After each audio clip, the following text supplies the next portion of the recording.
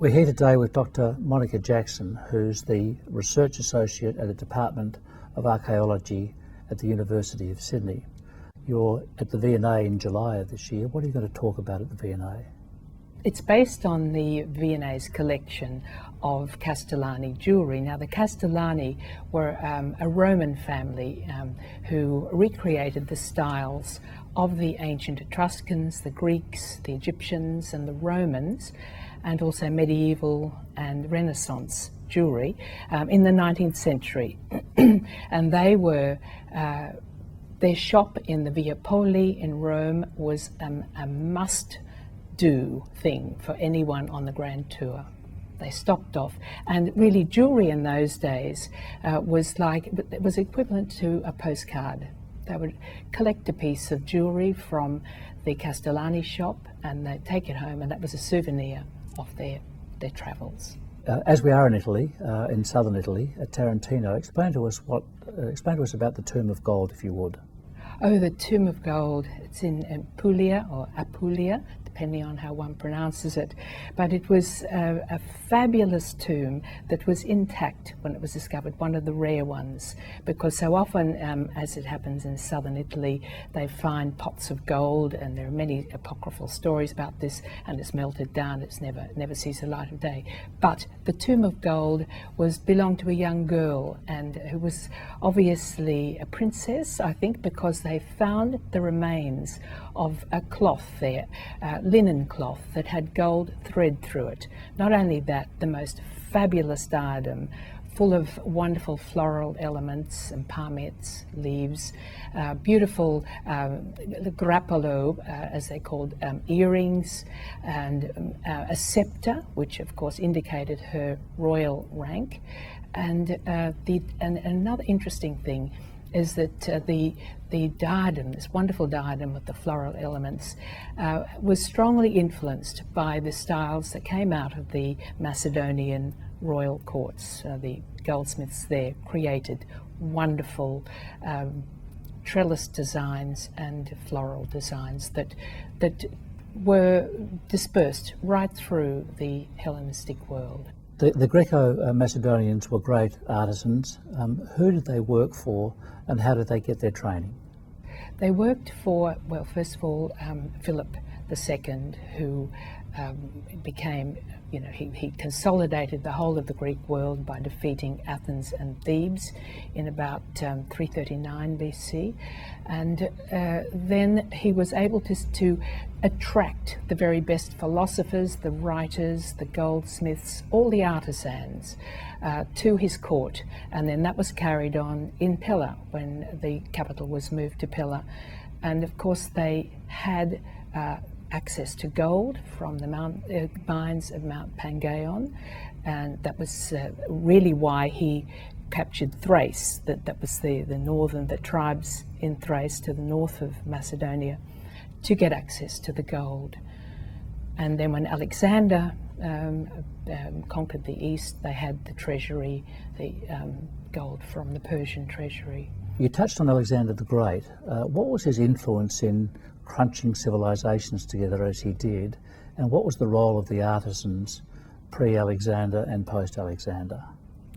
Well, Alexander consolidated the whole of the eastern and western world, from Afghanistan, India, Iran, the Black Sea area, Egypt. So he brought together all of the known world. So then that opened it up to not only to trade, but to the artisans who could travel. They had always traveled because their equipment is light. I mean, they could take with them a few awls and hammers and molds, and they could travel. So there was the demand around the Black Sea areas for their expertise. They had been trained in a bit like Louis XIV, the royal courts had the time and the ability to train artisans and goldsmiths. And then they took their expertise out. So they worked on commission for the great Yes, they leaders did. and great merchants Yes, of the day. and they worked for some of the very wealthy Scythians who had themselves access to gold and produced beautiful jewellery. But the Scythians were happy to adopt the Greek styles, and that's what has been found in the kurgans around the Black Sea, like Kul Oba and various other ones. All of these wonderful pieces, or most of them, are in the Hermitage Museum in St. Petersburg. Let's move from the general to the specifics, and I'd like you to just outline the jewellery from Delos and its influence. The jewellery from Delos was found by the French School of Archaeology in the about 1964, I think it was, in a house called the House of Ambrosia. And it was an intact hoard that was buried, they think, at the time of one of the invasions. Not absolutely sure whether it was buried possibly on two occasions, so there are two possibilities. But the jewellery is dated to the 2nd century BC, and it's on display in the Archaeological Museum in Delos. But included in that jewellery hoard a pair of earrings that are very similar in style and were probably made by the same workshop as two earrings that were found in a very famous shipwreck, the Antikythera shipwreck, off the island of Antikythera near Crete. Monica, this leads us very nicely into the 1970s and the very significant discovery that Jacques Cousteau made. Can you explain what he found? The first earring was discovered by the Greek excavators. That was excavated in, the wreck was discovered in 1902, and the Greeks went back the following year, 1903, and brought up a single earring, a little gold Eros earring. And then in 1976, Jacques Cousteau went back and he brought up the rest of the jewellery. They had a very good method of sieving, and so that's where the rest of the jewellery, when it was found. The Bronze Age was a very important part of your studies. Can you outline for us how significant that age was and some of the important discoveries?